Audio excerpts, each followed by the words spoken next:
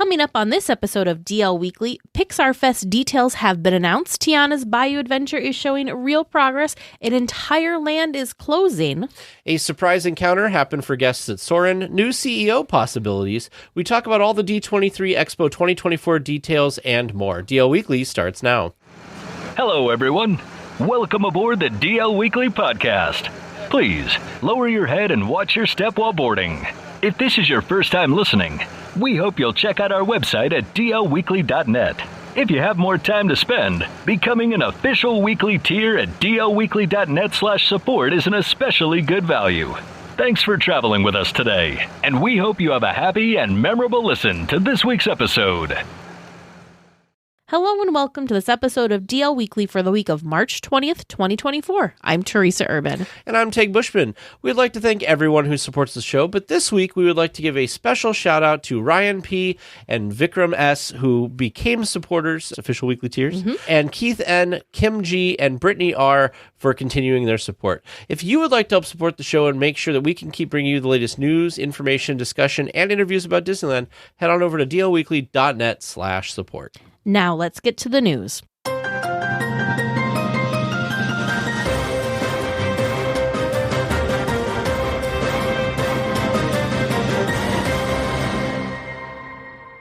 So before we dive into the news, we know there are a lot of D23 Expo 2024 details that were just announced today as we're recording this, actually. But hang tight. We are going to talk about all of those in our discussion topic, so make sure to stay tuned. Well, we know a lot more about some things coming to Pixar Fest this summer. A new Club Pixar nighttime party will take place in the Hollywood backlot at Disney California Adventure. The Pixar Pals Playtime Party will debut at the Fantasyland Theater. Pixar-themed food and marketplaces will be available. This is a first. And, of course, lots of merchandise options. This was pretty exciting. So there was a lot more concept art that had been released. So previously we had seen, I think it was just the Turning Red float for the Pixar parade. And now there's concept art showing a Luca themed float as well as a Soul themed float. So I'm very curious to see how this Better Together, a Pixar's Pal celebration parade all comes out. What do you think of that float? I'm real excited about. I'm excited because if people haven't seen it, we're looking at the Luca float. There's right a now. Middle section. Whoa, calm down. I just saw Machiavelli. He's grumping on the back of the float. I saw him like he was one of the first things I saw on this float. Anyway, the float has a middle section that is water, of course, and everything above water, they're human, and below water, they're sea animals. So it's really cool. I'm curious how this is going to what's going to look like, because I'm sure it's going to be wonderful. But, because there's Machiavelli. There he is being grumpy. Do you think they're going to have, what was the dad's name? Because I liked him too. He was also kind of grumpy. I'm really excited about this other detail on the float. So Julia is on the Vespa, and she's on like the Vespa ramp. Remember, there was a detail in the movie that to like have the ramp angled, they laid it on a tortoise. The tortoise even makes a guest appearance on the float. Why not? I mean, come on, details. Like that's a pretty deep cut to remember the tortoise. I didn't even remember the tortoise was in the movie until I just saw him on there. Yeah. The one from Soul has We Love You, Mr. G, and him standing at the top. Yeah, it's like Joe who, on top of the float, and it looks, I'm going to assume this is the like high school or middle school, I don't remember what age group it was, his band, the school band that he led, that's on the float with him. And then they've got all the little cute baby souls all over the float too. I like it. I think it's fun. I'm excited to hear all the music and see these floats. And it's really fun to me that they're like, they're not really that new, but they feel like they're very fresh, very new. These are things that haven't really had a lot of presence in the park before. We now have Joe over at the Pixar Place Hotel, of course, and we had a photo op for Luca, but that's kind of been about it. So I'm really excited to see this more. They actually pointed out for the Together Forever Nighttime Pixar Spectacular, vivid projections and colorful lasers. Remember we talked about the projection system, so I feel like that's kind of alluding to that a little bit. They have been updated. What do you think about this Club Pixar?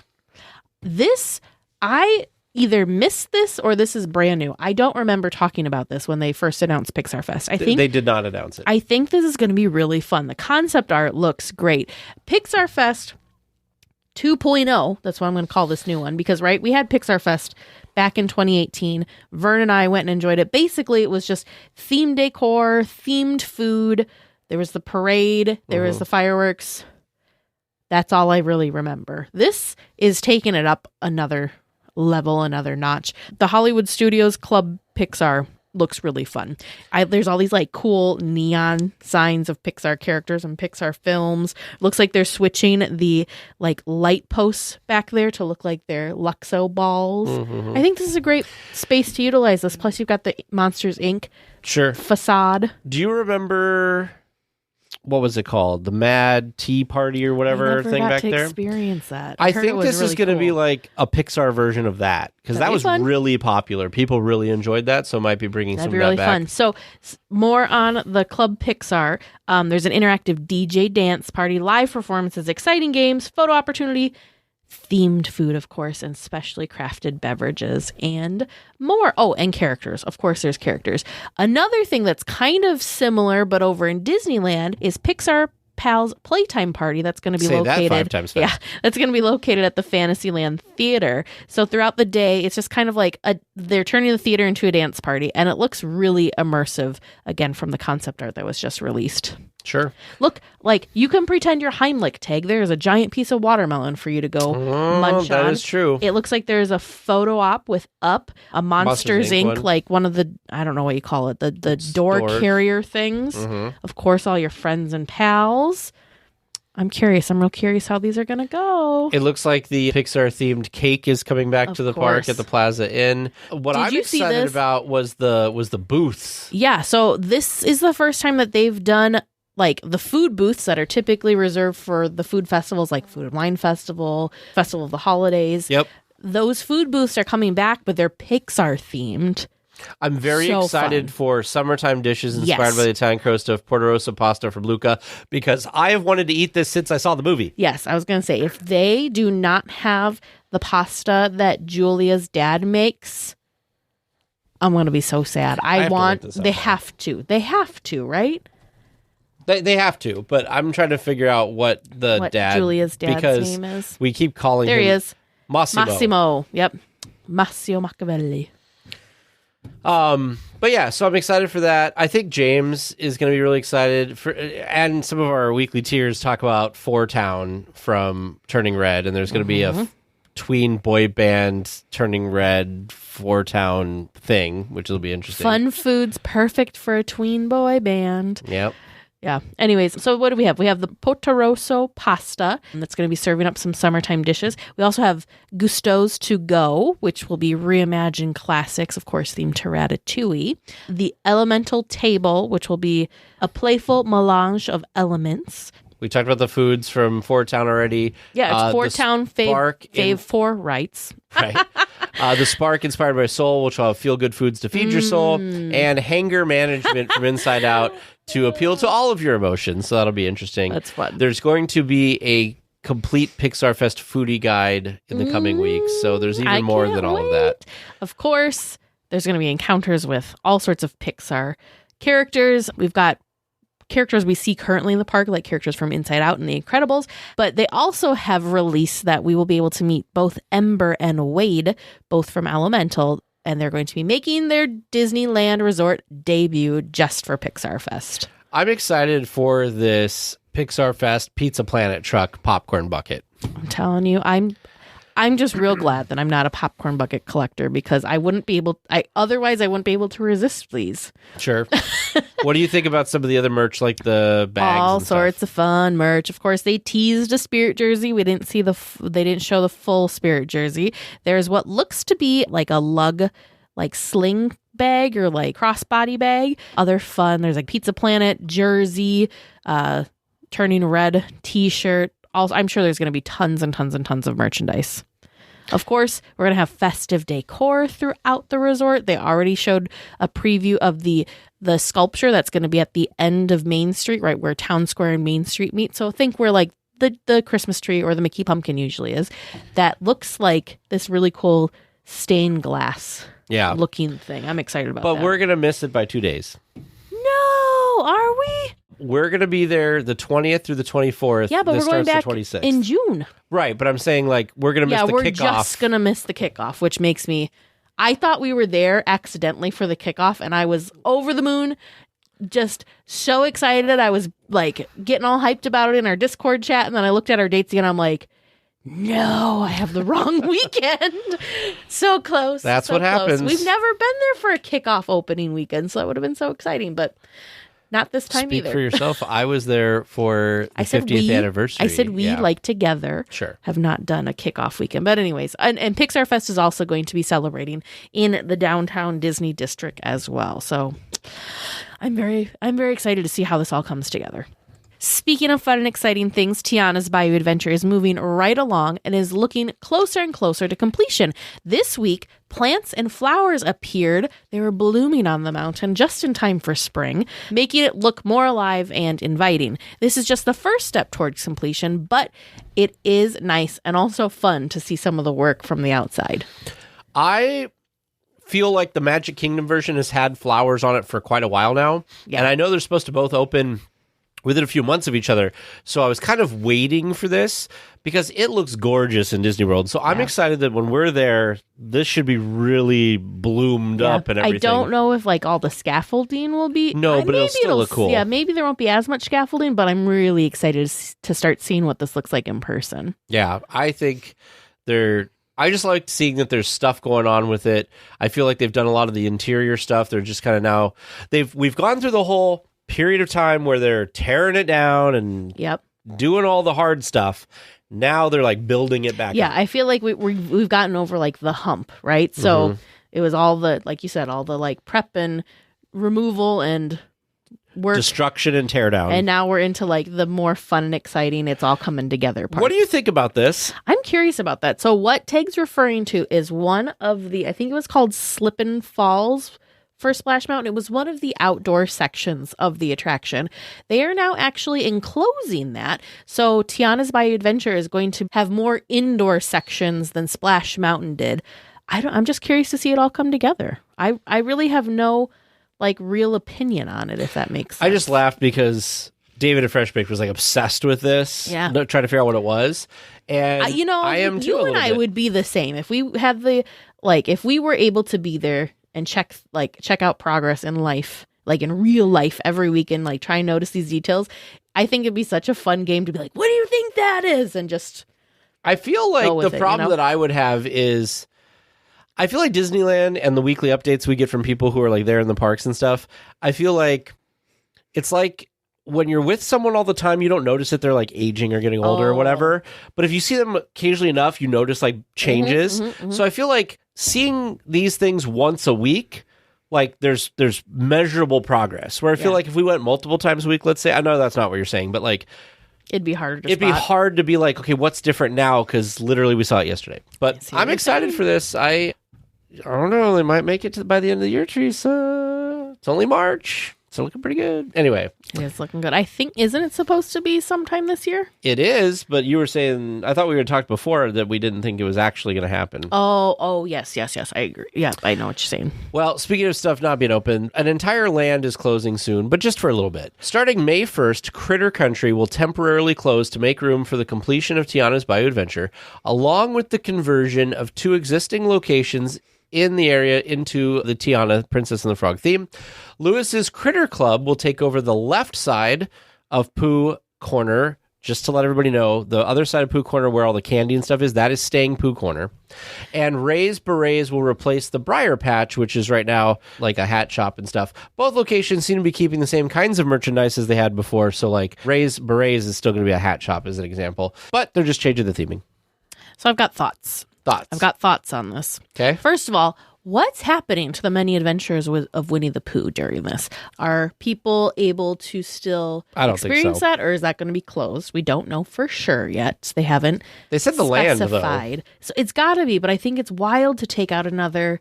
Maybe they're just not. I don't know. Maybe it's not getting a lot of foot traffic since you've got everything leading up to it closed. So maybe a lot of people aren't trekking all the way back there, and it's just confusing with all of the construction because like we talked about a couple weeks back, construction in New Orleans Square for the Haunted Mansion, you cannot walk on the normal walkway. The only walkway that's open is the walkway down along the rivers of America. So I wonder how many people see that construction walls that they can't go to and assume, oh, it's a dead end. This is as far as I can go. So I don't know how many people are actually making their way all the way back to the Many Adventures of Winnie the Pooh. Next, I want to address Pooh's Corner. This has been confusing because a lot of people, myself included, assumed Pooh's Corner, I thought Pooh's Corner was, and it was, the whole building. So both sides, the candy side and the merch side, both were called Pooh's Corner. The whole thing was Pooh's Corner originally.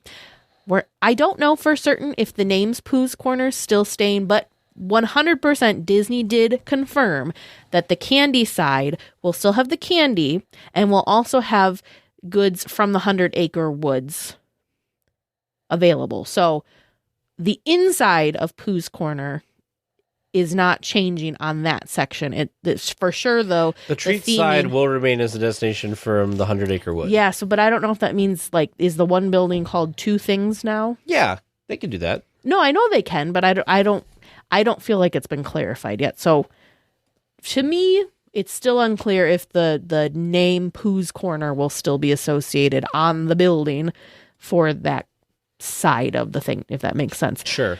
Now, my final thought. You have so many thoughts. I do have a lot of thoughts. It is Pooh Corner on this end, too. Yeah, it's Pooh's Corner on both ends. So that's why it's a little confusing, and why I'm also now thinking, so is the whole thing going to be one name still, or is it going to be two names? It could be. I think it'll be two names. We'll find out. But my last thing, I'm going to preface with this. I love The Princess and the Frog. It is one of my favorite Disney movies, hands down. It's a good one. However, I'm a little disappointed right now because it feels like that one attraction is kind of taking over a very large area of the park. Because right now we already have Eudora's Chic Boutique in the New Orleans Square area. Mm-hmm. We have Tiana's Palace, the dining section. And then you've got the Haunted Mansion that's in the middle. Then you've got Tiana's Bayou Adventure. And now the two store locations that were already in Critter Country are being rethemed again to The Princess and the Frog. So let me just count. We've got 1, 2, 3, 4, 5 things that are now all themed to one film. Please correct me if I'm wrong. I cannot think of anything else off the top of my head that has that much, one film that has that much. Well, unless it's a dedicated land, reach. like Cars Land or something. Yeah, that's the only thing. But even Star Wars. Maybe it's not going to be New Orleans Square anymore. Maybe it's going to be Tiana Land. Don't say that. So anyways, I get it, but I also wish that they would have done some sort of more, I don't want to say generic theming, but kind of.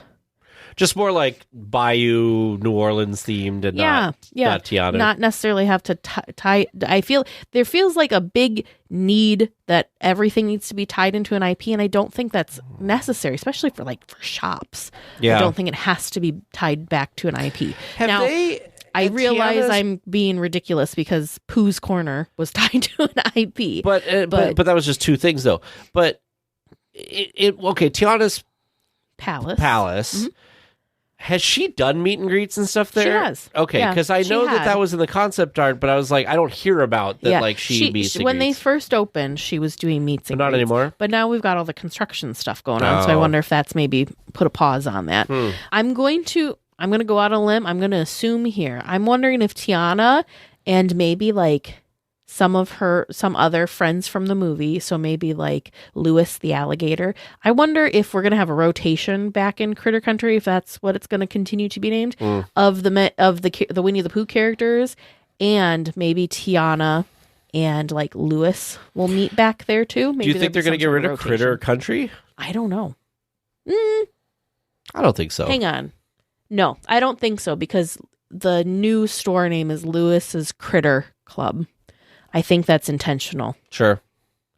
Okay. Tying with the land. So maybe it's a hot take, but I'm not liking. You can have hot takes. I'm usually the one with the spicy hot takes. That's my spicy hot take. And I don't know. And again, absolutely nothing against the film. I love the film. Everything in moderation. Yes, it just feels like a lot. There's got to be, like, we could have had, ooh, this would have been good. Oh my goodness. We could have had like a Rescuers Down Under themed something. So it could still be because the Rescuers, because they're also in a swamp. Do you remember that film? I have never seen that film. It takes place like in a swamp in like a bayou. Sure. Kind of feel. So you could have had maybe one of the shops be, if you needed it to tie it to an IP, that's a film that also kind of in the same location, I guess would be a good way of saying it. You could have had Even Rude's something. That's the cute. Well, you know what's going to separate all this is you're going to have the Haunted Mansion shop in between. Yeah. So it's not just like Tiana. Yeah. Unless Tiana takes over the mansion. She's not. No, you want to talk about me saying incendiary things? No, it's not. It's not. Definitely not. My goodness. Let's move on. Yeah. Well, a once-in-a-lifetime experience happened for guests boarding Soarin over California. Chief Flight Attendant Patrick, portrayed by none other than Patrick Warburton, surprised guests dressed as his safety spiel character. He alluded to his other notable Disney character, Kronk, from The Emperor's New Groove. My goodness. I would have I don't know what I would have done. I saw this and I was like, exactly. Mm-hmm. Just that's what I was. I was just I would have died. You were done for. I would have died because done. I love this character that has taken on. I was so happy that when they switched over the world, they kept the safety spiel from him. Well, and Patrick, the actor, was concerned because he also like had this like tight, like he loved being that character and loved that he was part of the parks. And so there was, I don't remember if it was an interview or what, but he had concern that they weren't going, that he was going to be replaced. And like, he almost fell over when they said, "Oh no, you're staying." So, how stinking cool. How cool. I think it's amazing that somebody like Patrick Warburton was like, you know what? I'll come and surprise people. It'll be fun. Like we had this conversation during our stream or during our hangout stream. Both. We had it during our hangout first with Weekly Tiers, and then we also had it on our public live stream. And so we've talked about like what attractions would you want to see somebody from it come from, and I think in my mind, if this wouldn't have happened, this would have been one of the people I would have like been like yes. And of course, you said Johnny Depp, Pirates. Well, which has also really happened. Yeah. So Chris Pratt has also really done a surprise for guests at the and I had forgotten this, but Tom Holland came dressed as Spider-Man for stuff that he one was day. But that was pre Spider-Man attraction. Yeah. That was him just pretending he was like the character. He should come back and do that again. It'd be so cool. That would have been amazing. Amazing. Toontown is getting a new popcorn bucket featuring one of the cutest characters in Mickey and Minnie's Runaway Railway. Chubby is the name of the bird featured at the end of the attraction and is now a fun food container. The new popcorn bucket will be available at the Toontown popcorn cart. Again, what did I say? The popcorn buckets are they've just been so good recently. And Chubby's no exception. He's adorable. He plays a very minor role in that attraction, but he has become a fan favorite. I think he plays a very important big role because when you're waiting to disembark, he's providing entertainment for you. That's true, but I feel like that wasn't his original intended purpose. That just has been how it happens with the timing of the Disneyland attraction. Sure. When we went on it in Walt Disney World, mind you, it was during like the COVID, pandemic, so it was different protocols in place. I don't remember sitting and lingering in the final scene as long as the Disneyland one. There was less guests. They were just like, so I don't know if that's a Disneyland specific thing or if it is truly how the attraction is intended to kind of run. He's so cute though. He is cute, and this reminds me. There's something about this. This isn't like a big character, right? The character from Wish, the little star, is the other like sipper bucket thing that I keep looking at, and they still sell it. And I'm like, it's teasing. I feel it's like you. Maybe it's sticking around because it's like you need me, but I really don't. But adorable. Yes, he looks like he'd hold a lot of popcorn too. Actually, he does. Not that anybody actually uses these for popcorn. Well, one of our favorite locations in downtown Disney is closed for an extended refurbishment. I didn't even know this was coming, and all of a sudden poof, they're closed. The Wonderground Gallery is closed until next winter, according to the Disneyland website. Some of the artwork is still available for purchase at the Disney Home Store, which is right next door. This was surprising to me because this poor store keeps closing. An extended refurbishment for this location. Recently, it feels like. Now, I don't remember how recently, but recent. Yeah. More recent than it should be for a store that sells art. Yeah. So this is, I don't know. I'm going to go out on a limb here. And we kind of went on this limb last time too. Do we think that it's going to reopen in the same spot? Or since we're doing a lot of work in downtown Disney on that side of downtown Disney, is there a possibility that maybe they're looking to move it? I don't understand what's happening again. And winter 2024, that's a long time. That's basically all year. That's what it feels like. Dang. I don't know. Poor but Wonderground. When I read this, I was like, again? Yeah. Really? Yeah. Yeah, because Wonderground and the Disney Home Store, I think maybe it was last year, because they were doing something, they were changing the ceiling, because it was vaulted ceilings, and now they made it so that building's can be 2 stories, like usable 2 stories. And I think that was for the new restaurant coming in. I don't know. This was pretty surprising to me. And sad, this is almost as good as your trees. I've got a couple of weird hills that I will fight for. Wonderground is one of them, and all the planters and trees is definitely the other one. Well, according to Bloomberg, there are a few candidates being considered to take over the CEO role at Disney in the future. Dana Walden, the co-chairman of Disney Entertainment, Josh D'Amaro, chairman of Disney Parks, Experiences and Products. I thought they shortened that title. Alan Bergman, co-chairman of Disney Entertainment, and Jimmy Pitaro, chairman of ESPN and Sports Content. Disney may appoint a CEO or president before Iger exits again, but it is not expected to be chosen in 2024.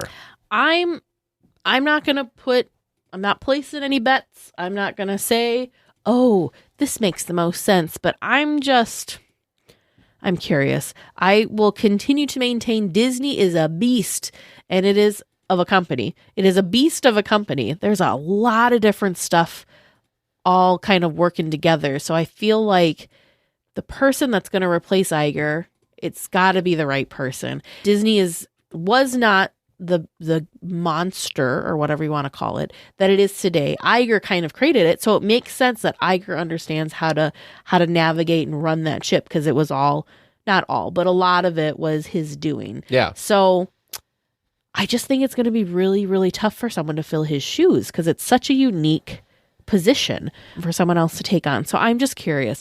We won't get into it. There's a lot of really, really interesting things going on with the Walt Disney Company. So of course, we know that there needs to be a replacement for Iger, because he came back temporarily. That's always been the case. He did extend his contract out. Perhaps he'll extend it out again until they find a suitable replacement. But the other flip side of this that's not getting as much coverage, which we won't talk on because I don't know all the ins and outs and details, but there's a lot of stuff going on as far as the Disney board goes. Disney shareholders are eligible to vote on some things that include board members, but there's 2 other companies that are vying for seats on the board that are outsiders. So that's kind of a crazy, weird, a lot of things could happen. Disney's in a really interesting place as far as let's look outside of the parks, outside of the movies. Yeah. As far as the big structure of it goes. And I've been trying to do my research. There's been a couple of people that have put together some really great videos that I'm trying to gather all the information I can. But you talk about you want to go down a rabbit hole. That is an interesting one to kind of venture down and read about and learn about. Yeah. I don't know who they'll choose. I've never seen Dana Walden or Alan Bergman or Jimmy Pitaro doing anything. I've obviously seen a bunch of stuff from Josh D'Amaro, because he of course oversees the parks. And I think he's very charismatic, but I don't know. Like you said, I think it's a very big organization, so it's hard to find one person that is experienced enough to make decisions in all of those different arenas. Now, you could have people in place in all of those arenas in the company that are very good at those, and they kind of report to you, but you kind of, know what your weaknesses are and you defer to those people. Sure, yeah. But ultimately, like, the say is yours as the CEO.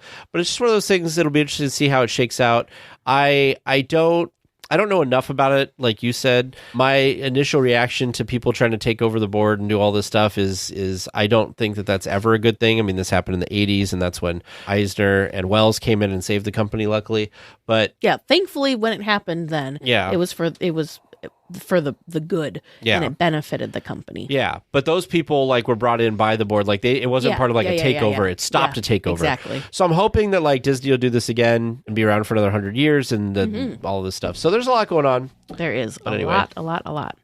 Well, on a more happy, lighter, positive note, a space visitor from the East Coast has made his way to Disneyland.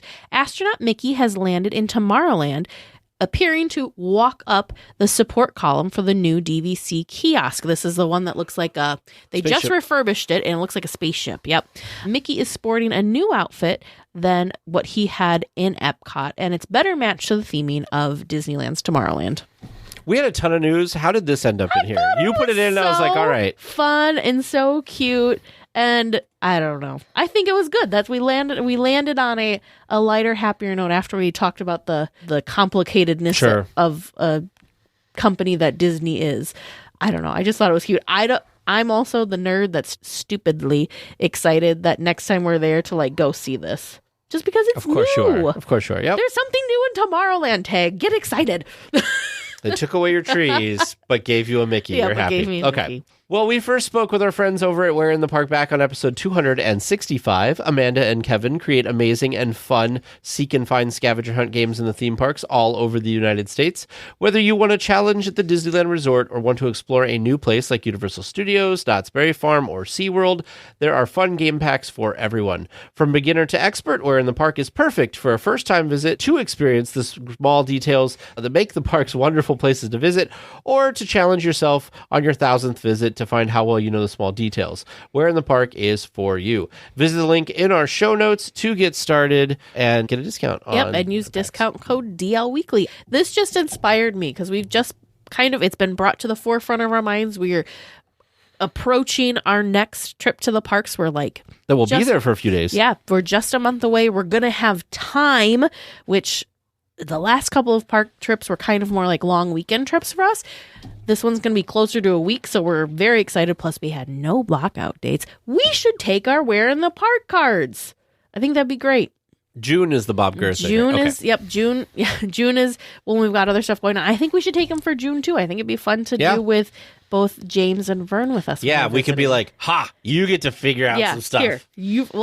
That's what we could do with them. We can give them the cards that we have already solved because we did solve some cards on a previous trip, just the two of us. So we'll give them those cards to work on. James did do the Knott's Berry Farm hunt with us. That was challenging because we don't know that park at all. We don't know that park. No, we do not. But it was still fun. We were still able to find stuff. Yoo-hoo! Hello, everybody! It's me, Heimlich. My stomach is so empty. Hey, help me to go find something to eat. Come on, everybody. Here we go. Well, this week in SnackChat, Disney has dropped their Easter foodie guide. Woo, foodie guide. I feel like there's every other week there's a foodie guide, which we are here for in SnackChat because we love the snacks. Don't look at all this part tag. Don't look at the Disney World stuff. I am looking on at the land. A thing like the last time we had a foodie guide. There is one item I'm excited about. Go for it. What is that item?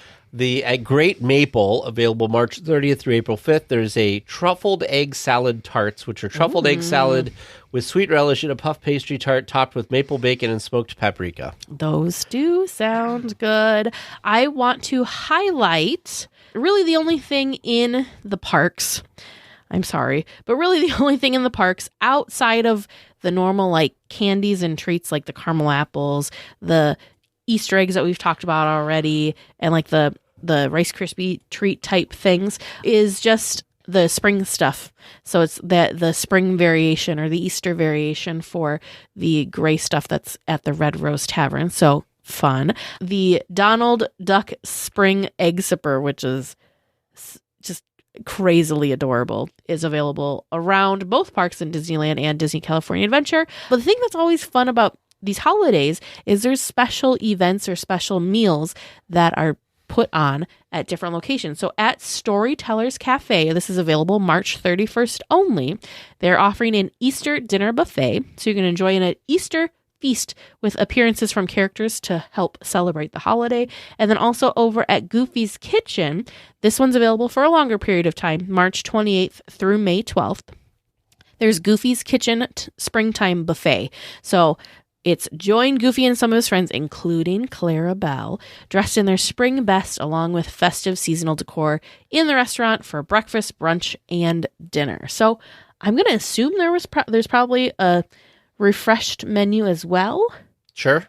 And it's not just characters in new clothes, but maybe it is just characters in new clothes. But they didn't really specify anything about the food. But we'll find out. Our little bunny butts are back. They're so cute. There's a bunny butt cake pop, and there's a bunny butt. That's not actually what it's called. Disney calls them bunny, just a bunny, but it's definitely like the bunny rabbit's like fluffy tail with feet. It's like they're going down the rabbit hole, and that's what the last part of them that you see. Okay, so cute. I know we're talking about Disneyland, but I do want to talk about a couple things that look good here. So in Disney World, a couple things. Look at this. This thing looks amazing. Okay, so I always talk about how Disney doesn't make fun cutesy stuff, but Disney World seems to be doing it. So it's at the Animal Kingdom Lodge. It's a carrot tart. It's a carrot cake, cream cheese, citrus mousse with caramel insert, chocolate shell, and toasted coconut. But it looks like a giant carrot sitting on top of a thing. Also, at the Boardwalk Deli at Disney's Boardwalk, there's a hot cross buns, and something about that just also looks really yummy. Delicious. Along with this. Is it the flower pot? The bunny pop flower pot? It's a chocolate flower pot filled with jelly beads and 3 chocolate bunny pops. I don't think that's that, though. Nope, that's not that. This is probably this one down here. It's the Bunny Burrow Dirt Cup. Layers of chocolate cake, chocolate buttercream, cookies and cream pieces with springtime decor. Looks really good. See, I always get really just like amazed when they show what some of the overseas parks have. So if you're interested and need to look and see how amazing some of the food items are overseas, they did include what's going on at the Shanghai Disney Resort, as well as look at these brunches. The Hong Kong Disney Resort. And they just Shanghai and Tokyo. They've got Tokyo on here. Oh. Paris doesn't have as many photos. They do have a list, but not as many photos. But the creativity and I don't even know. It's just beautiful. Like the things in some of these parks overseas, I would almost feel guilty eating because they're so amazing. They're spectacular. How long did it take for them to put some of these things together kind of thing? It's incredible. So if you need any sort of inspiration as to why you should visit an overseas park, go ahead, check out the foodie guide and see how awesome their food is. I want this Easter basket panna cotta cup. Passion fruit, coconut, strawberry panna cotta. Take a trip to Walt Disney World so you can enjoy. Get it out of my system. Enjoy their snacks. Yeah, because then there should be a Pixar foodie guide coming. Pixar Fest foodie guide soon. Don't forget about the Porto Rosso pasta booth. I'm very excited to see what comes from that. Well, our friends over at All Enchanting Ears have been busy. They make fun and unique ears, plus ear holders, straw toppers, lithophanes, and more. They're offering a special discount code available to all weekly tiers. Use code DLWeekly10 for 10% off your entire purchase. Head on over to allenchantingears.com to check them out. DL Weekly announces the boarding of the Trivia Express, non-stop star speeder service to the moon of Endor. All passengers, please prepare for immediate boarding.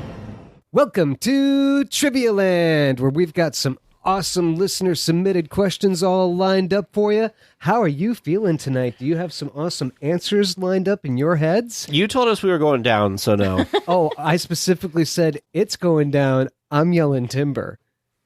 Oh, boy. And I'm not going to continue. I don't know how it is with copyright music lyrics. Anyway, should we get right to it? Yes. Excellent. Let's just do it like a Band-Aid and just rip it off. Rip it right off. All right. Your first listener-submitted question from listener Hashtag Save Teresa's Trees. What?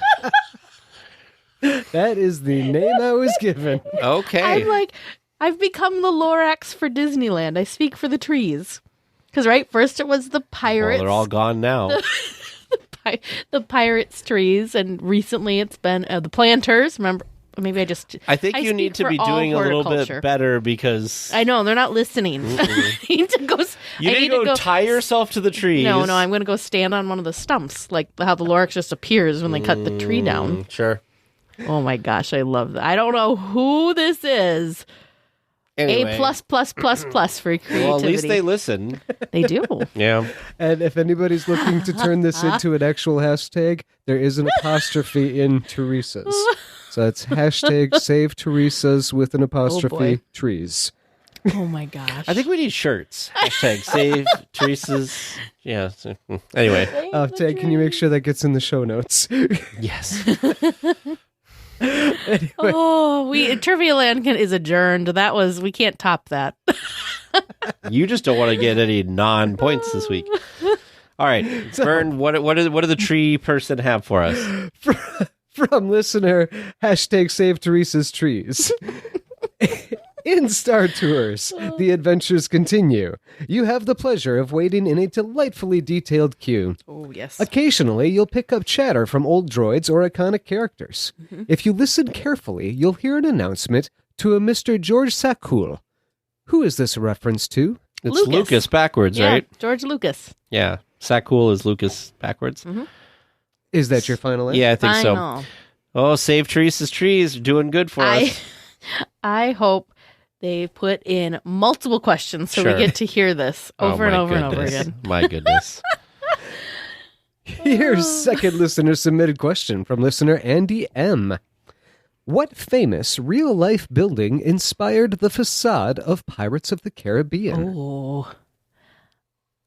Teresa, you and I have been there. Somewhere in New Orleans, I'm guessing. Well, we have traveled all over the U.S. We've traveled, so we have not been to, like, Texas, so it's not like the Alamo. Well, I don't think the Alamo looks like New Orleans. No, I know. I don't... We've been to the city it's in, or we've been to the place? We have stood across from it. Oh, boy. I may have even taken a picture of it. I don't know, but I feel like I've got a better excuse for not knowing than you do, since you were literally there. You 100% do. No, I agree. It's probably somewhere in New Orleans. Oh, no. I was like, what's that famous, like, the church in the square down in the do you know what I'm talking about? In the French Quarter. Yeah. Yeah, it's like not. Jackson Square or whatever. I don't know what the building. I don't remember what the building's called, but it's got a steeple, and pirates definitely. I'm just gonna say that. I don't think that's it, but good choice. Yeah.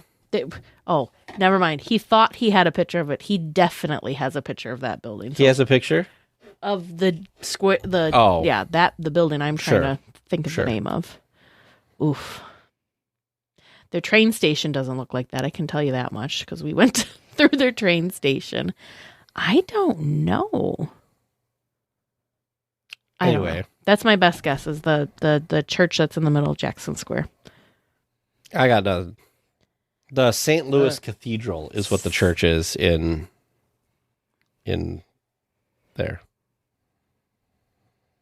And it looks nothing like Pirates. But that's my only guess.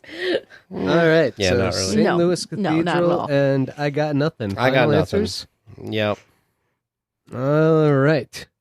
Your third listener submitted question from listener Todd B. In the Guardians of the Galaxy mission breakout queue, you visit the collector's personal office.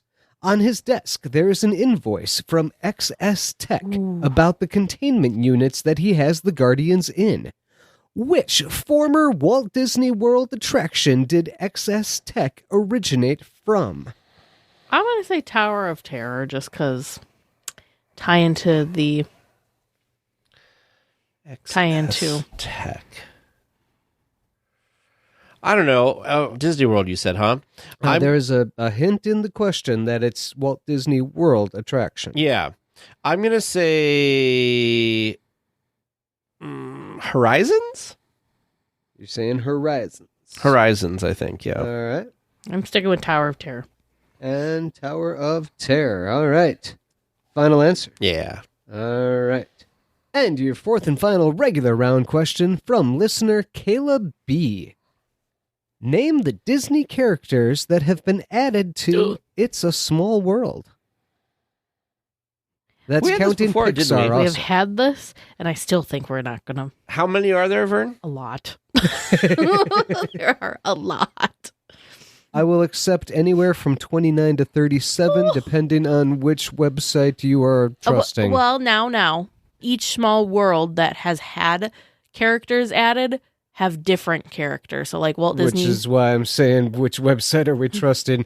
Specifically research that I've found on Disneyland and the count that was provided by listener Caleb B. There's 29. Okay. 29. Okay, so first room. You're going to try to go by rooms? Yes, I don't I'm remember going what by rooms there are. Okay. I'm just like mentally as we're going through it, it's like the Arctic or something. I don't think there's anybody in that first room. I know there's Peter Pan and Tinkerbell. Right. Yes, but are they the first ones that we see? Okay, we're going to start there. Peter Pan. Tinkerbell, Pinocchio. Hang on. Why am I the one that always gets it right? I don't, because you are the ones who chooses to write the answers. And Jiminy Cricket's with him. Yep. We Then got Stitch and what's her name? Abu. We have Aladdin and Jasmine. Yep. Oh, this doesn't seem like it's gonna be so hard when we include all of them. It's not just the movie. It's like all of the characters. Yep. There's Cinderella, Jack, and Gus. Oh yeah.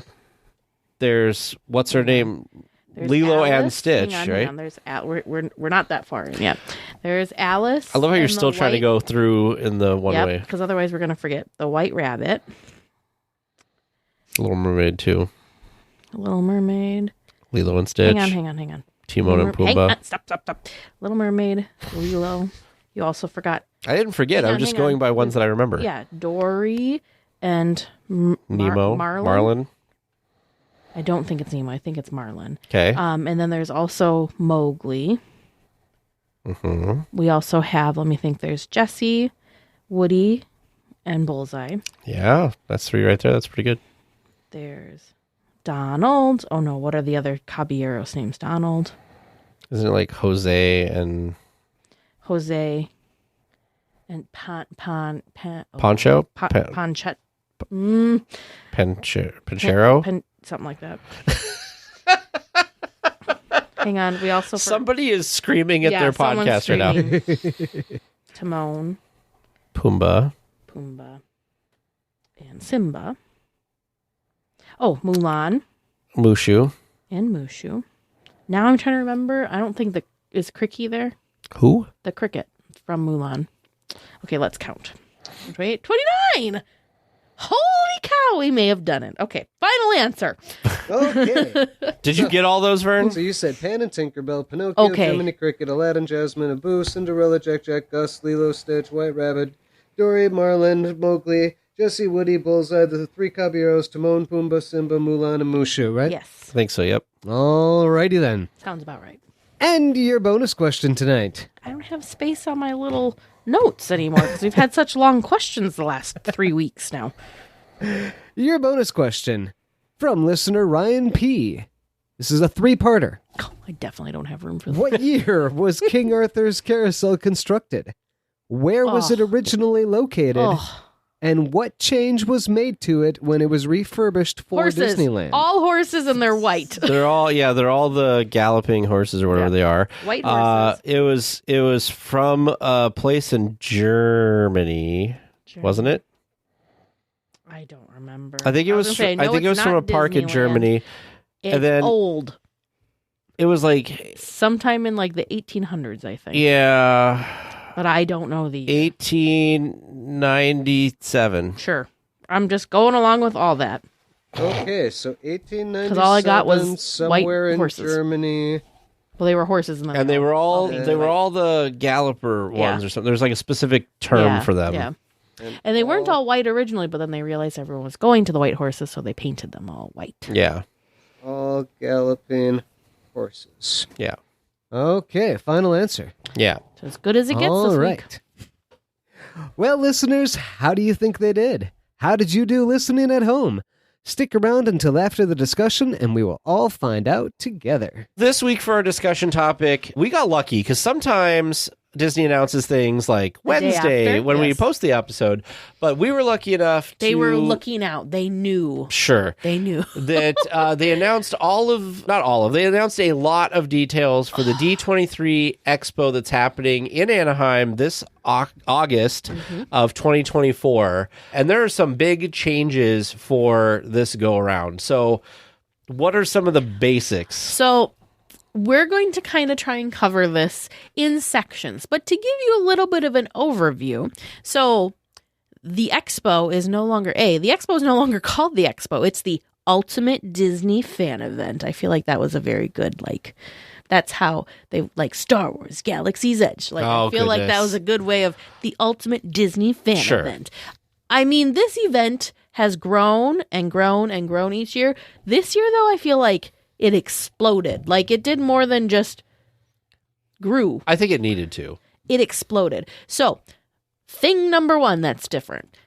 Again, we will talk about all of these things more in detail later. The biggest thing that's changed, though, in my mind, is that the major panels, we're thinking the parks panel, we're thinking the Disney Legends ceremony. There's also a entertainment, we'll call it, panels that was Marvel dedicated and Star Wars dedicated. Those big major panels that everybody wanted to get in, that people were lining up for hours to try and get into standby. And usually these panels were so massive that, everybody can't physically get into them. Yeah. Because they have the biggest space at the Expo Center. Well, they know that these are popular. And so what they actually are doing is moving these big panels down the street to the Honda Center. Now, I don't know how many people the Honda Center can fit, but I know it's a heck of a lot more than what they could fit in the expo, the main expo stage area. So that's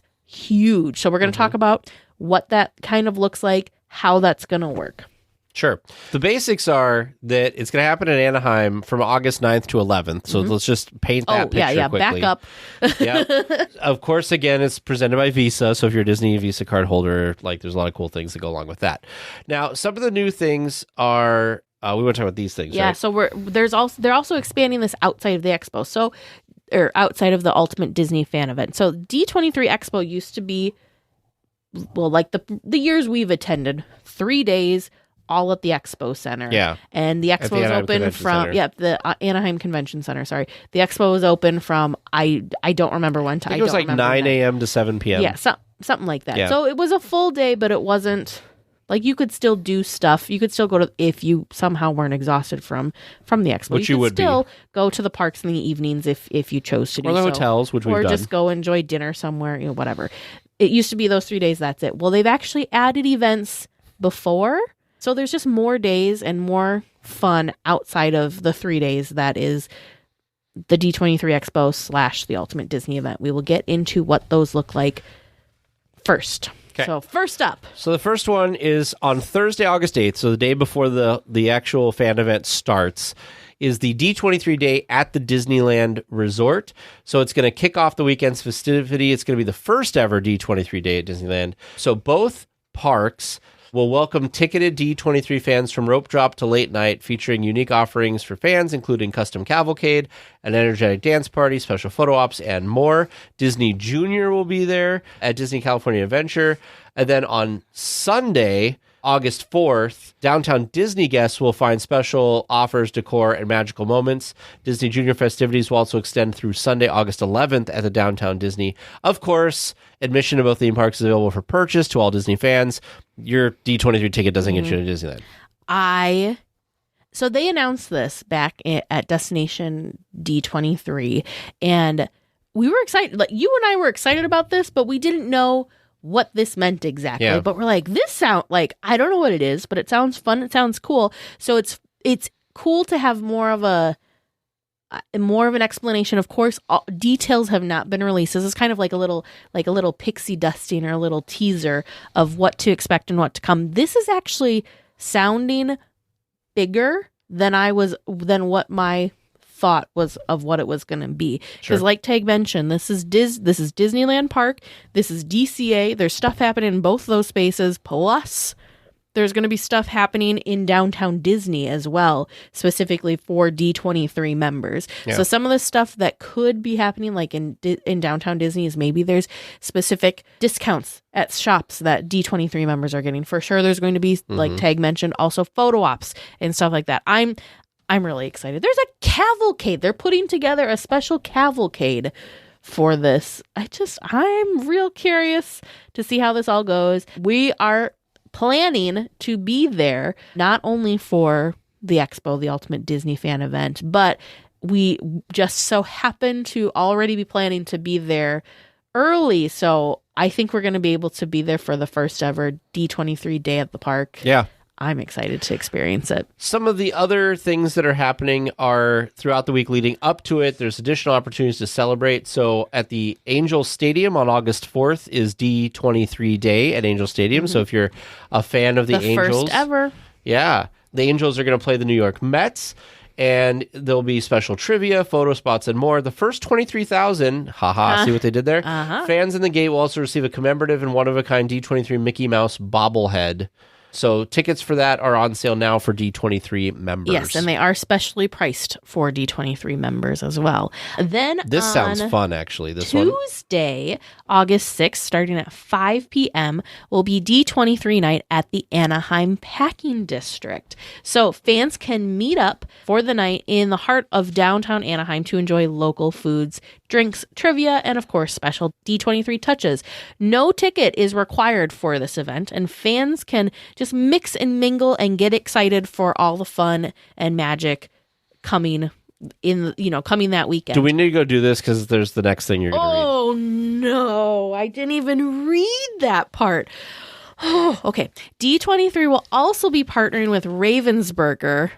Oh, dang. To create a game night integration where fans can learn to play the Disney Lorcana trading card game or try some of their other games like Disney Villainous, Introduction to Evil, and Chronicles of Light, Darkness Falls Disney Edition. There's a Lorcana. I'm just excited that That's the day before we're there. It is. We're planning to fly in on Wednesday, and this is happening Tuesday. I have also heard really good things about the Anaheim Packing District. I have too. We need to one of these trips. We've got longer trips planned this year. We're gonna have to go over there. It's not that far either. We're gonna have to make a point to do it. Yeah. So the one thing that we will be there for, so we're not going to be there for the Angels game, which I don't think is something either of us would be like.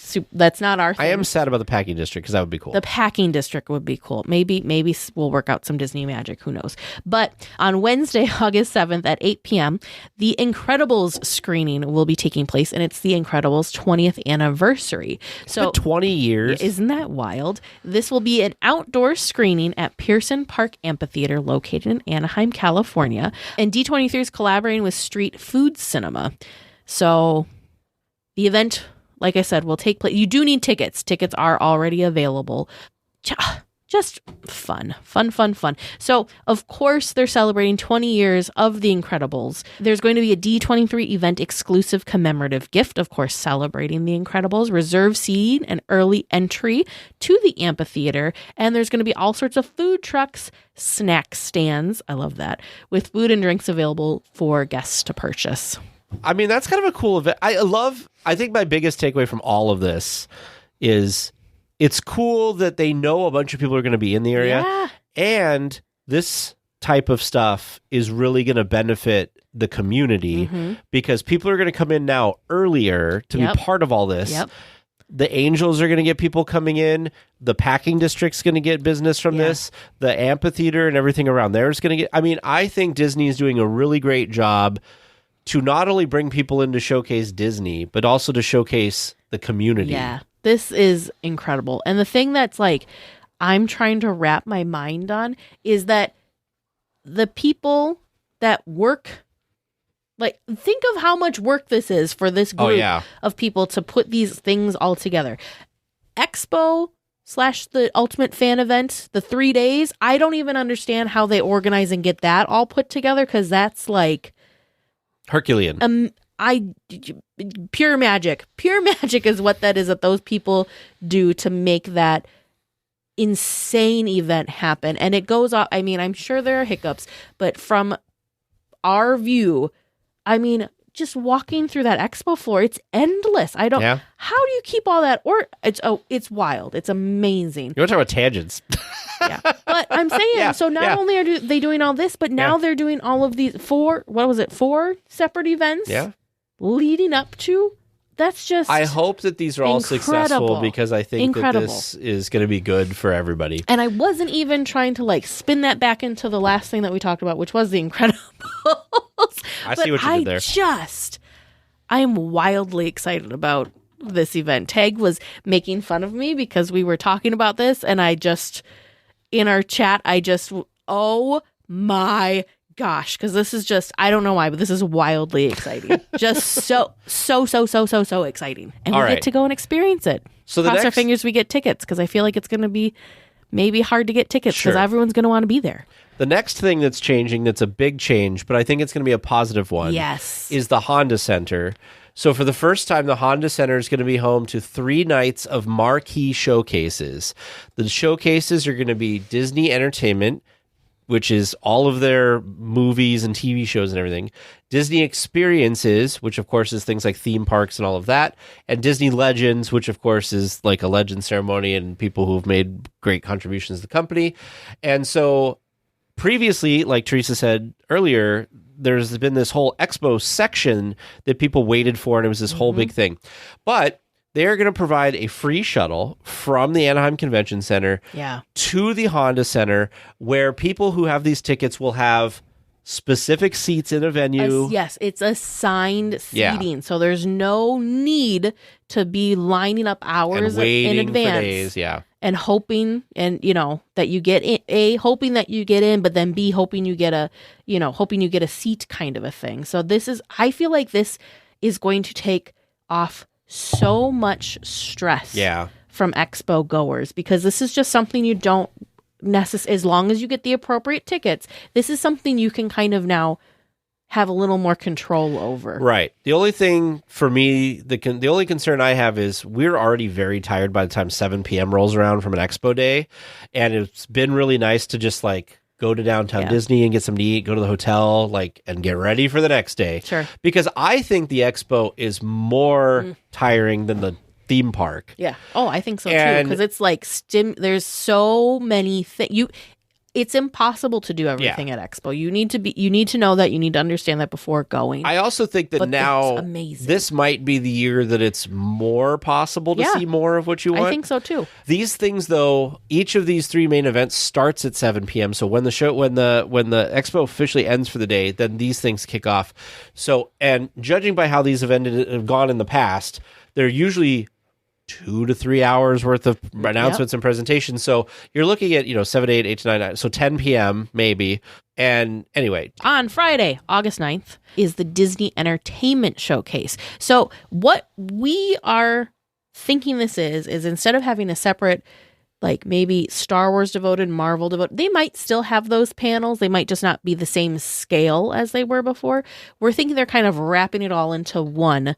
Yeah. And they're calling it the Disney Entertainment Showcase. Because what it says is they talk about Disney's film studios, television, and streaming services, live stage shows like Broadway and beyond. So that's huge. That's a huge thing that they're going through. So join favorite stars as they give a peek behind the curtain at some upcoming projects, never before seen footage and art, surprise announcements always, and special guests, plus musical performance and exclusive new content coming to the big screen, smaller screen stages, all of the wonderful announcements for Disney Entertainment. Now, this is going to be, I think, good because last Expo, we couldn't get into something or something happened timing-wise, and we ended up going into, like, the Disney Channel We went into thing. one that we... But it was really good. It was really, really good. It wasn't like one that we were Excited at the top of our list. Yeah. Need to go kind of. But it was good. It was great. So I feel like they're going to encompass all of those things into one, because the Marvel panel was always very thing where they talked about all the new Marvel shows coming out. And the Star Wars one, they talked about all the Star Wars shows coming out. And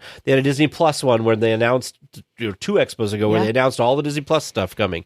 So this sounds like it's going to encompass all of that. Yeah, it's just, I'm excited. The thing that I'm looking forward to so much is these, if you've ever experienced these panels or if you've ever heard about these panels, they're just like, the excitement in the air is almost palpable. So like you've just got all of these fans super excited. They're great about like boom, boom, boom, giving all these great announcements and keeping the energy up. I'm just trying to and that was it was a big space, but it's nowhere near what they're going to be able to do here. Well, think about this way, Teresa. It's going to be like a rock concert. Yes. 3 nights in a row of Disney announcement rock concert level quality. We're going to be exhausted.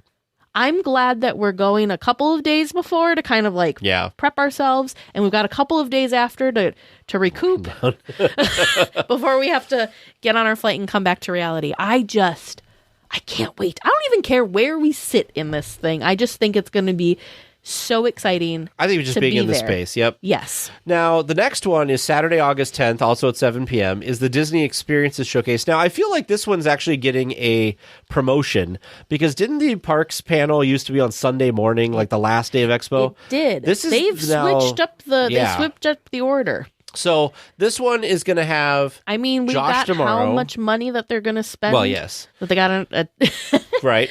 For all the parks projects coming up. This one's going to have Josh D'Amaro doing a special showcase featuring the latest on new and highly anticipated projects in development. I really hope that we hear more about some Disneyland Forward stuff, that we hear about whatever this Avatar thing that they keep talking about, but also just stuff around the world for Disney parks experiences and beyond. They say that global announcements, special surprises, and show-stopping performances will be a show that the biggest Disney fans won't want to miss. So it seems like this one is something that they're really hyping up to be like a big deal. This is my expectation. I know it's not realistic, but just go with me here. New Tomorrowland. No. Well, there's that. No. I was gonna say as far as like level, like sure. Right. So the level that we had at the parks panel before, one of the exciting things was Magic Happens. They announced Magic Happens, this new parade, and the next thing you know, you've got the singers coming out doing this they're going to drive the parade floats out on this because why? They can. They've got the space. No, I'm just kidding. But like that's I'm expecting like just to be like how do I say this? In previous major panels at Expo, I felt like there were times that I had to like pick my jaw off up the floor because I was shocked at what we just saw kind of happen. I was on the edge of my seat. I feel bad for those people that were sitting near me, including you, Tag. But anyways, so I'm like, I don't even know what to expect. The sky is literally the limit because why? They could shoot off fireworks if they wanted. I think that one of these nights they will shoot fireworks off. I think so too. Which night? I don't know. Maybe all of them. Probably the parks night. Maybe all of them. How much you want to bet they do parks? Do you know what would be amazing? Maybe they're going to preview a show. Do you know what would be amazing? What? Because we're in a...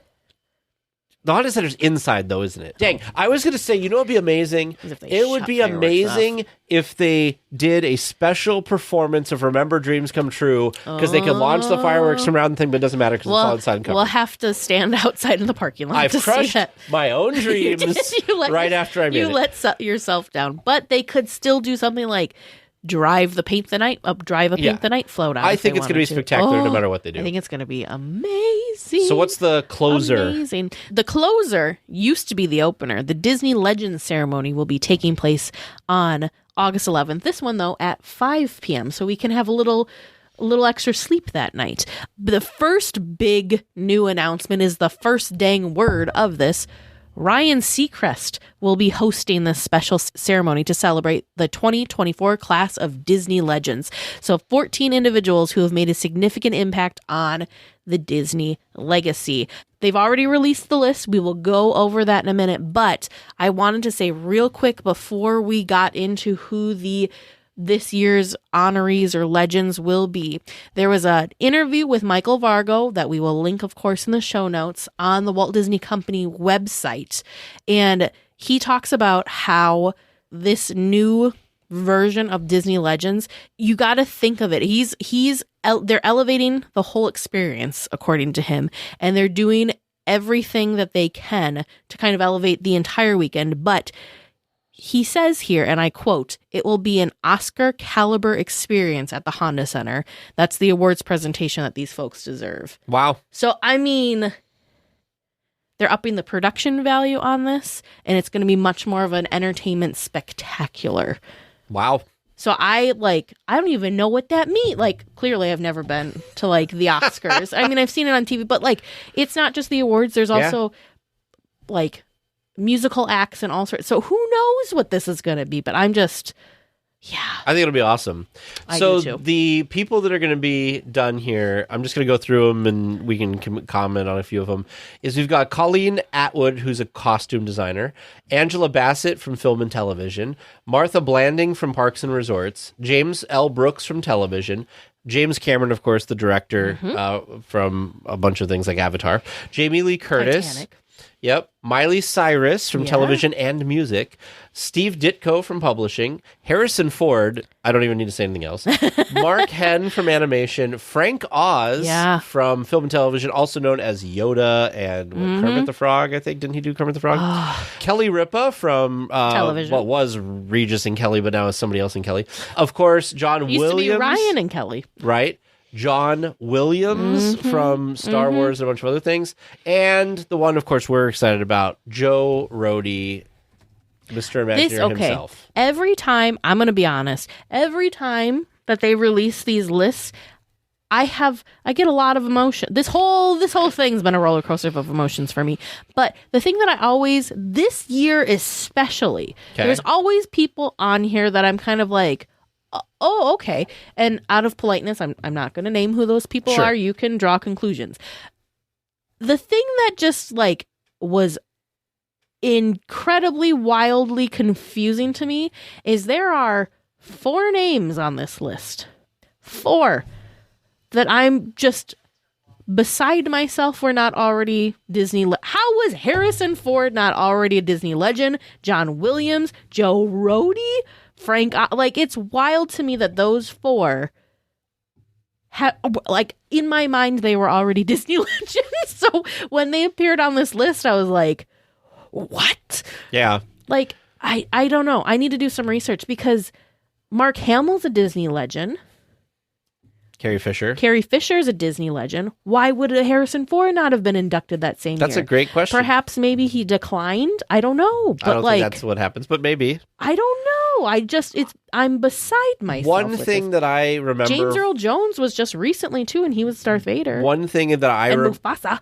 One thing that I remember from when we went to the Legend ceremony last time was the people that we didn't know would get up and have some of the best stories. Yes. So I'm very excited to learn more about these people because, like, too. We know so much about Harrison Ford. We know so much about Joe Rohde. We know so much about John Williams. Amazing But it's going to be really cool to hear from, like, Colleen Atwood about costume design. Yes. So we're going to, of course, have the links in our show notes. Yeah. She designed costumes for such films as, like, the Alice in Wonderland movies, which were gorgeous, beautiful costumes. And her first film, so she worked a lot with Tim Burton. Their first film together was Edward Scissorhands. Oh, wow. Which I love. I'm a huge Tim Burton fan. And that was the first of 12 Burton movies she designed costumes for. Oh, wow. So again, Alice in Wonderland, Dumbo. I don't think this is Disney, but the upcoming Beetlejuice that's coming out in 2024 will be her and Tim Burton's 13th creative collaboration. I love that. That just happens to be number 13. But for other Disney-specific ones, Lady and the Tramp, the live-action Lady and the Tramp, and most recently, The Little Mermaid. Wow. All right. Well, we could talk about the legends for an entire discussion topic. Yeah. But the show floor is going to be amazing, like Teresa was saying earlier. I just read this and thought this was amazing. This year, D23, the official Disney fan club, worked with Walt Disney Imagineering to redesign and expand the immersive show floor. Yeah. Yeah.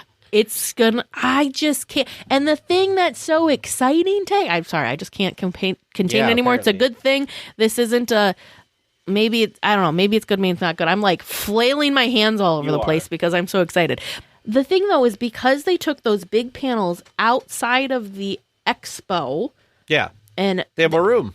They have more room, but we have more time because each time that we did one of those big panels, you wouldn't get released and like back out onto the panel floor. It was noon, 1 o'clock by the time you were done with it. So a lot of your expo day was spent in those big panels. So the fact that I now have the morning back is we have so much time to do all the fun things. So much time for activities, Tag. What is on the show floor?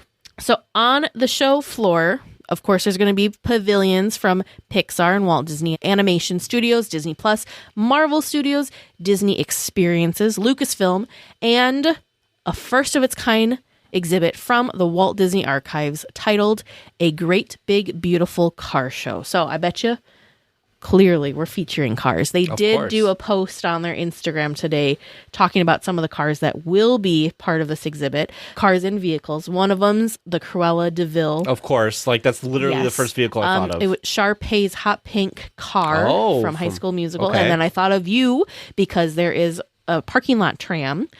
Like, it's a tractor and the tram that was there through 1997. This was before I was into the tram. This was pre-tram tag, but yes. Throughout the exhibit, along with the pavilions, there's also returning favorites like photo spots, interactive displays, pin trading, and concessions. Our side note on concessions, go out and eat. I'm using my hands again. I'm sorry, Tag. Go out and there is a whole like food truck alley that they set up. And the food trucks are delicious. But don't just realize that there's that main entrance food trucks. There's also some on the side? The Catella entrance. Because we found a really great like Mexican place. At least there had been in the past. I'll bet you there will be this time too. Of course, shopping is always a big deal with limited edition merchandise and collectibles. Fan favorite shopping destinations are returning, including Mickey's of Glendale, the Hollywood Studio Store, and the Emporium. Plus, the Walt Disney Company Store will make its debut and feature exclusive D23 Ultimate Disney Fan event branded products. It was announced that the virtual queuing will be coming back. So if you do not want to, if virtual queues is more your thing for shopping, those will be coming back. But the other thing too, the shopping's actually going to be located somewhere separately. So again, in the interview with Michael Vargo, they're making everything bigger and better, right? So this is the first time that they're actually using the entire show floor at the convention center in the main building. Will be like for like pavilions and all the cool like expo floor stuff that they actually ran out of room for the shopping stuff. So the shopping experience has moved over to the North Hall. So it's right across the sidewalk from that main building. And of course, they had to give it a name. It's going to be called World of Disney, the Product Experience. And it is going to be the shopping destination for the event weekend. The D23 Marketplace is also going to be in there, along with Disney Publishing, the Disney Store, a lot of other Disney brands and partners, as well as the Walt Disney Company Store. And again, virtual queue will be available for some of those as well. But yeah, So what things are coming back? They've got the Masquerade. Masquerade is coming back, and of course, bigger and better. This year, it's going to be on the premiere stage, which, if you remember, the Masquerade is going to be in the premiere stage, which last year, if you attended Expo, was the arena that Walt's plane was in. Sure. So that arena has like there's 3,000 seats in that arena. 2 years ago, that's where the Haunted Mansion thing was. Yes, and 2 years ago was the Haunted Mansion presentation. We should try and go see Masquerade, because again, I feel like we got more time in our expo day, and that's something, I mean, incredible. Super crazy talented people. Now, we talked about all of the big panels, the three big things. They're still going to have other panels and discussions and stuff.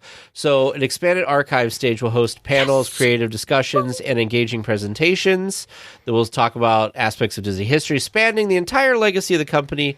Topics are to include Walt's famous trip to Latin America, which we actually learned about at the D100. We did, Disney 100 and they exhibit. also teased that there's going to be a panel about the 1964 World's Fair that the archives will be putting on as well. And conversations with members of the newest Disney legends. Hyperion and Backlot stages will offer niche and intimate sessions for guests to enjoy, and the Spotlight stage will be located on the main show floor for deeper conversations with stars and storytellers, as well as interactive entertainment for fans throughout the day. There's also going to be some but wait, there's more. There's also going to be D23 Fantastic Prize Sweepstakes. So fans will be able to enter a sweepstakes, one of the most expansive in Disney history. Of course, it is the D23, the Ultimate Disney Sweepstakes Fantastic Prizes. They don't really go into specifics on what it is, but there's a lineup of exclusive prizes and engaging experience that, of course, only Disney can do.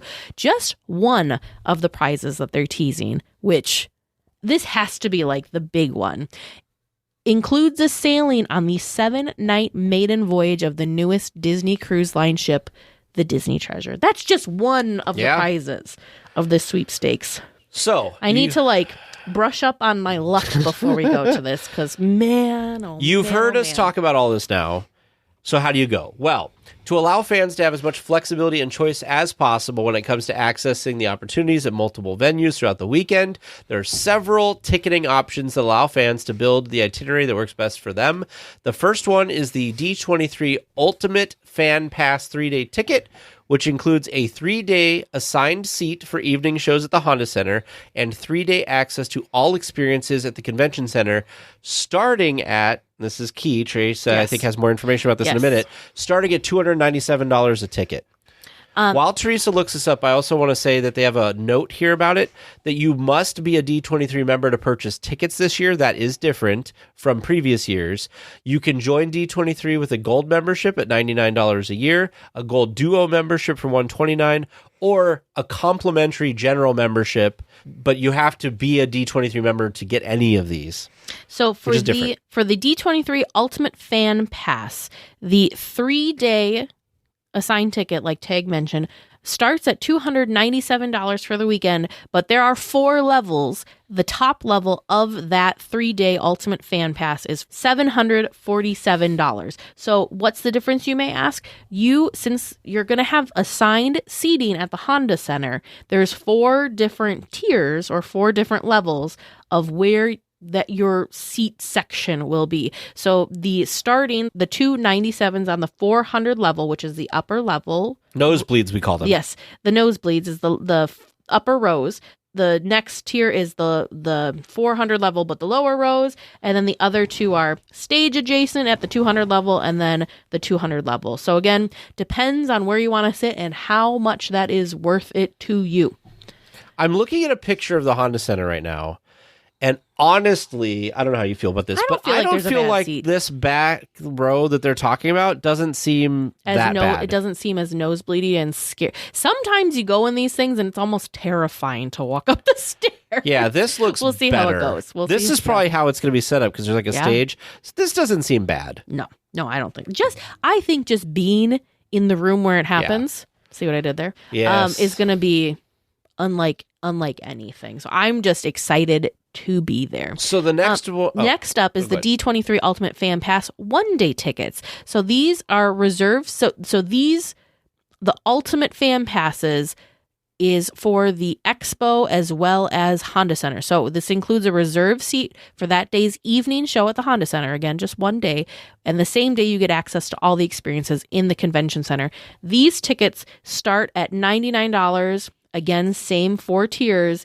The highest priced tier on this, so the closer you are to the stage, $249 is where that one tops out.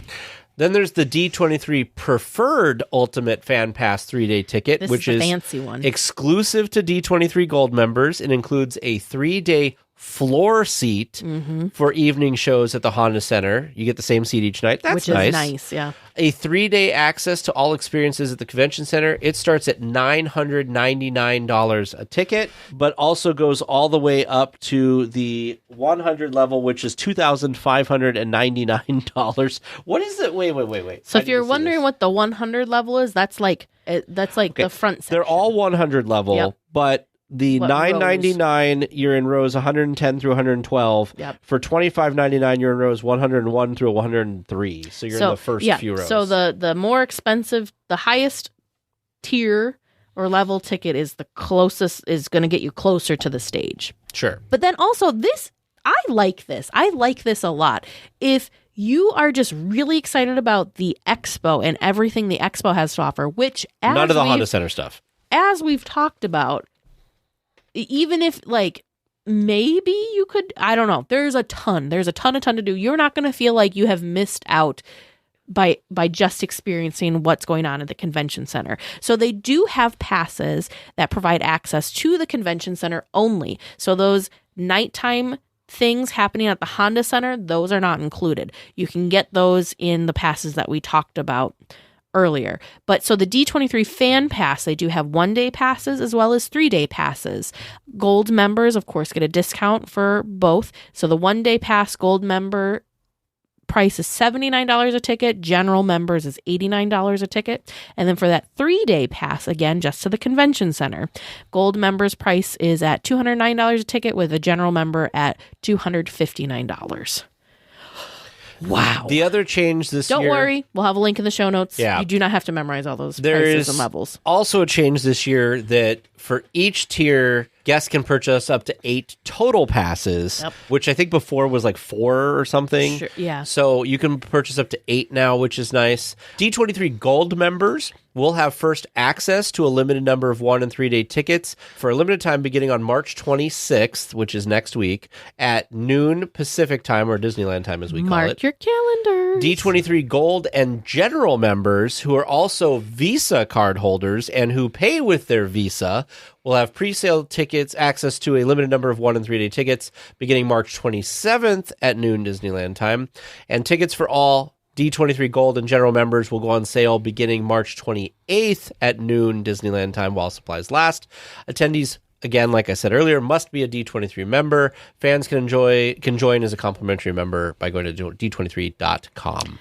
And the final thing, the cherry on top, we had a preview of what some of the expo merch is going to look like. I'm assuming this is the merch that you can purchase when you purchase your ticket. There's I like it. Beautiful. I really like the royal blue. I love it.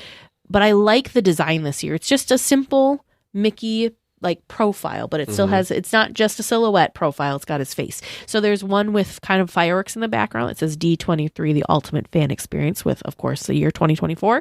There's I don't know if this is comes together as a package or if these are just grouped together for the photo shoot, but there's a backpack, I think I want, and I think I need that t-shirt, a water bottle, a baseball cap, and then again, the pins included, plus the next items included, which is a really nice looking lanyard, which would be great to kind of hold your credentials for the expo on too. I'm going to sleep well tonight because I'm just so excited. I mean, I was already excited about this stuff. I thought the changes that they had announced but hadn't maybe given all the details for made sense, and I was really excited to see how that was going to work. I'm real excited that we get to, hopefully, everyone cross your fingers, because we're going to try for tickets like everyone else is next week. So we're hoping to be able to secure tickets to be able to go and experience this, because I don't know, there's just something about going to this like next level big thing for the expo and being the first ones to experience that just feels extra exciting to me. Yeah, so a couple other things to note that they have in their things to know section on their website, if you're looking for it, is that I think we mentioned before, but I want to reiterate it again, that there is a complimentary round-trip shuttle service between the Convention Center and the Honda Center before and after the evening shows that's offered on a first-come, first-served basis subject to a limited availability, so know that that's happening. But also, the D23 badges will provide you access to all of the fan event stuff, which allows you access to the Convention Center, the ability to enter the random selection process for your chance to secure reservations for select panels and experiences, participate in opportunities presented by Disney and Friends of Disney to receive photos taken, redeem for your gold member gift that gold members get every expo, and more. Your digital ticket will provide you access to the venue at the Honda Center and information on your section row and reserve seat. Digital and printed home tickets for the Honda Center will be delivered to your tickets account this summer. More information to come. All tickets are final. No refunds, no cancellations or refunds, regardless of reason, including without limitation due to illness, change in travel plans, etc.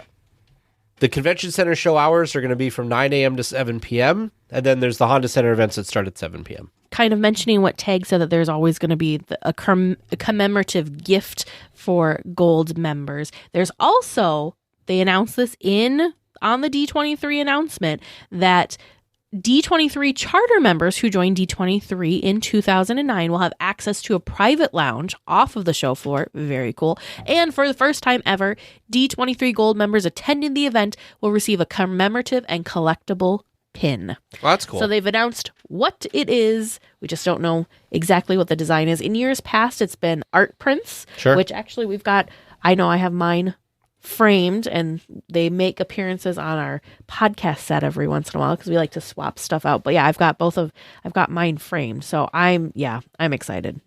Over the moon excited for this entire thing. I'm glad I don't have to contain my excitement anymore because I was trying to save it all to share it with you guys with the podcast. I don't know. I think you did a good job. I think you did a good job. Probably like you, Teresa, you're on a different level. I'm excited. But I do think you're on a different level, but I think it's because I was really excited for like the first time we went, and we had, whatever. And then the second time we went, it improved a little bit, and we kind of knew the lay of the land and stuff. But to me, it's just the big thing for me is whatever's going to be announced at the experiences panel now. And of course, I'm really interested to see what the show floor looks like with Imagineering being involved, because I feel like that could be very whimsical. We might not want to leave. But I also hope that Disney learns from the previous expos and brings cast members from the parks over on like day one instead of waiting for like halfway through day 2 or day 3. Yeah, we'll see. I mean, I can't even imagine the it's a logistical nightmare. I mean, I just can't even imagine how they pull it off, but they do each time.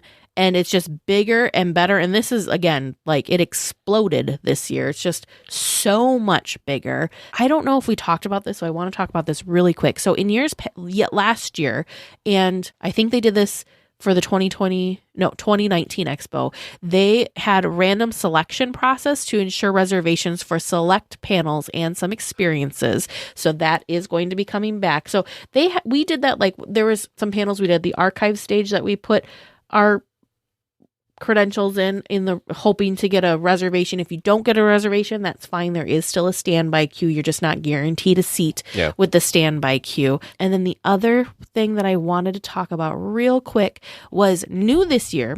Guests have the opportunity to add, modify, or cancel their reservations before the event, which I think is great because I know we had some weekly tiers that stuff came up, and so panels they had reservations for, they weren't then able to attend. So I think this makes a lot of sense to them be able to make sure other people can utilize that. And which if people also drop, means then we could pick up other people's reservations too. So I think this makes a whole heck of a lot of sense. Yeah. This is also for, like I said, panels, presentations, as well as Talent Central and some of the experiences on the show floor. I think that we will have another episode before D23 this year. Oh, yeah. To kind of talk about like prep work.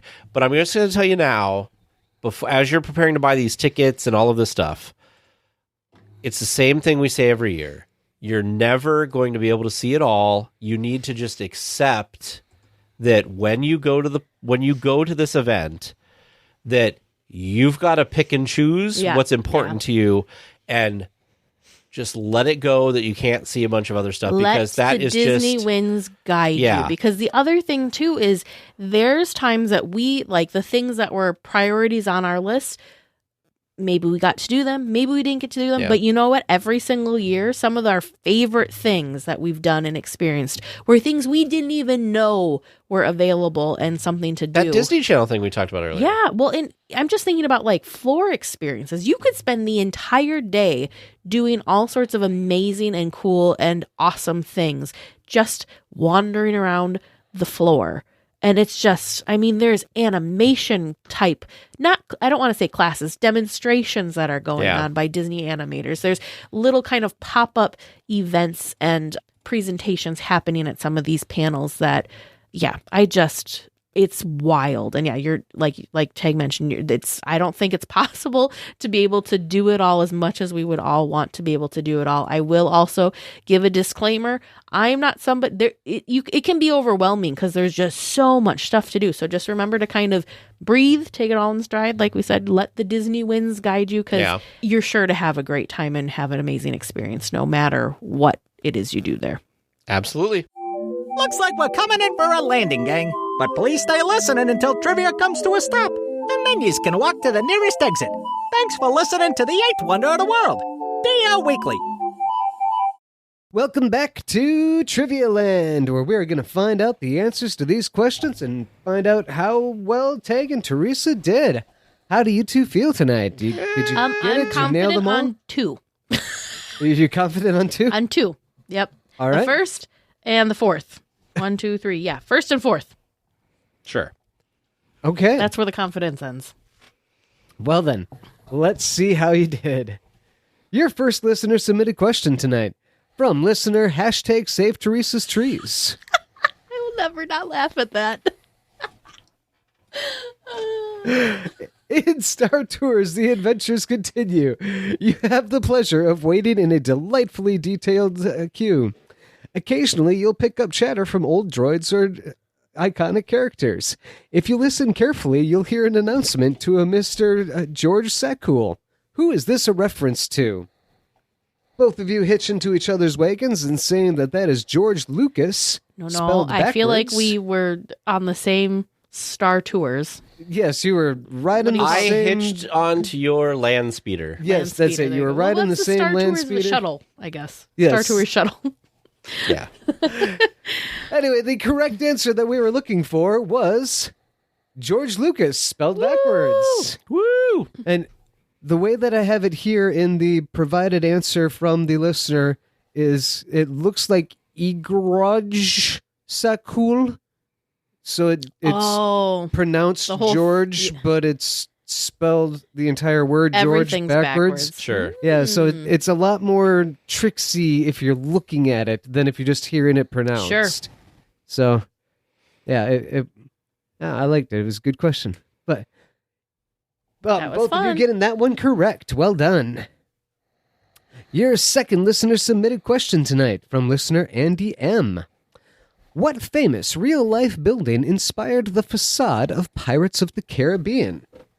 Teresa saying the St. Louis Cathedral, and Tag saying, yeah, sure. You're being very, very generous, because I definitely just said the building at Jackson But I gave you the name, and so that was fine. You nailed it down to the St. Louis Cathedral with some help and We some need to be prompting and- transparent. We Googled the name of the building. I Google Maps to Yeah. find it and then pick the thing. But anyway, Yes. Anyway, he's like, it's not going to matter. It's still wrong. the It's correct wrong. answer that I was looking for was the Cabildo in Jackson Square in New Orleans. Oh, it still is in Jackson Square. Yeah, but you didn't have the right thing. Don't be My written answer is the building in Jackson Square is what I wrote as my final answer. Specifically, the cupola at the top and the arched entryways. The real-life building also happens to be where the Louisiana Purchase was signed in 1803. Ooh, okay, final score. Do I get credit for my building in Jackson Square? No. No. Not even half credit? No, because I told you that we had been there and That building in Jackson Square is No. not good. Dang. I was pretty proud of myself for that. Was it this? Like, is this the cupola he's talking That's about? got to be, yeah, No, 100%. Teresa, you remember the first time that we saw the silver-painted robot guy, Yeah, and we were hanging out for a while drinking our Cafe yeah, du Monde? yeah. That was the building. Nope, I know. Yep, he just, it's Tag. He Googled it already. Oh, okay, well, fine. Yes, exactly that building. Yeah. Teresa and I hung out there drinking Cafe du Monde and eating beignets. It was delightful. In fairness, Teresa, it is literally next door Yes, to the it is. cathedral. It is. In Jackson Square. In Jackson Square. Dang. So close. Yep. You were only an alley away. Your third listener submitted question tonight from listener Todd B. In the Guardians of the Galaxy mission breakout queue, you visit the collector's personal office. On his desk, there is an invoice from XS Tech about the containment units that he has the Guardians in. Which former Walt Disney World attraction did XS Tech originate from? Oh, Too I late. missed the former part. I thought it was which Walt Disney World attraction. Well, So what is it? it's not So Tower of Teresa Terror. said Tower of Terror. Tag said Horizons. The correct answer that we were looking for was the extraterrestrial alien encounter. I wish I would have experienced that. I heard it was really great. Terrifying. Supposedly. It's what Stitch's Great Escape was, and now it's nothing. Oh, they didn't even bring Stitch's Great Escape. No, back, huh? yeah. Well, Shows how much I keep up on the other. You don't watch coast David's parts. fresh baked videos about stuff? I guess he only covers Epcot and Tiana right now. I have not seen that. Yeah. All right. your fourth and final regular round question from listener Kayla B. Name the Disney characters that have been added to It's a Small World. You did so well, and you got so close, and I can't even specifically figure out where it's not quite exactly the same. So I'm just going to read... Sounds like it's the same. I'm going to read the correct answer, and you tell me what you missed. Okay, you All gotta right? go Hang on, slow you enough gotta for go Teresa to slow find enough it. for me Yes. to go through my big old list here. The correct answer, as was given by Kayla B., as she and her 1-year-old went through and counted themselves, Oh, that's and I was able to confirm this through multiple websites, Peter Pan and Tinker Bell, Alice and the White Rabbit, Hang on. Cinderella, Jacques and Gus, Pinocchio and Jiminy Cricket, Mulan and Mushu, Aladdin, Jasmine and Abu, Donald Duck, Panchito and Jose Carioca, Simba, Pumbaa and Timon, Ariel and Flounder, Oh, Flounder. Dory and Nemo, Lilo and Stitch, and Jessie, Bullseye, and Woody. Flounder. We missed Flounder. Okay. But we gave him what? We must have added someone. Who the heck we add here? Okay, we've got Ariel, Lilo, Stitch, Dory, Marlin, Mowgli, right? Negative. Yeah, so He's there. You that's missed all right. We that. got the points He's- anyway. But you know what? He's opposite of Lilo and Stitch. So There you he's go. tricky. So if you're looking one way, you okay. Mhm. Yep. All right. All right. Still, we did I pretty call dang it good. a draw. I'm giving you full credit because Good you job, did Teresa. very well. Excellent work on that one. Poor Flounder. I feel really bad about this. It's a paper mache character, Teresa. It's okay. I still feel bad. Okay. But it's a paper mache character with soul. You can only care so much, Teresa. You got to save Teresa's trees. Okay. And your bonus question from listener Ryan P. What year was King Arthur's Carousel constructed? Where was it originally located? And what change was made to it when it was refurbished for Disneyland? You said 1897 in Germany with all galloping horses. You were wrong. The answer that I was looking for was it was built in 1922 in Sunnyside Beach Park in Toronto, Canada. Jeez.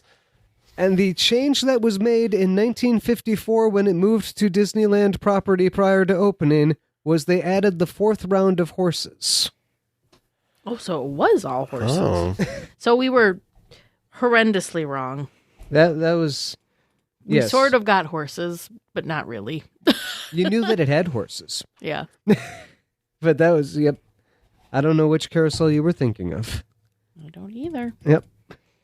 Maybe the thing with the horses was that they painted them. Maybe it was all horses, but it was the painting of all of them white was what we were so much remembering the horses. Maybe. Maybe. I don't know. For sure, they did intentionally paint them all white. I know that. Yes, I do recall that. I don't remember what year, but that is a thing. Sure. But that was not from the original King Arthur's Carousel. But, yep. So I did just pull up the video because then, of course, I had myself second guessing, and yet I believe it is Mowgli that's in there. He's got what are those things called? Where they throw them and they come a boomerang. He's holding a boomerang. So now I always thought it was Mowgli. Maybe it's not intentionally Mowgli. Now I've got myself all confused. But anyways, if someone knows for sure, write in and let us know. Well, listeners, how do you think they did? How did you do listening at home? Do you have that perfect question that you've been waiting to hear live on the air? Feel free to send that to us at trivia@dlweekly.net Or you can hit the link at dlweekly.net/trivia. Well, we will be back next week with more Disneyland news and information. Until then, go out and enjoy the parks. A special thank you to Sidel, our editor. Please remain seated until the podcast comes to a complete stop and the doors have opened. Then collect your belongings, watch your head, and step carefully from the episode. On behalf of all of our crew, thanks for traveling with us, and we hope you have a happy and memorable visit here at DL Weekly.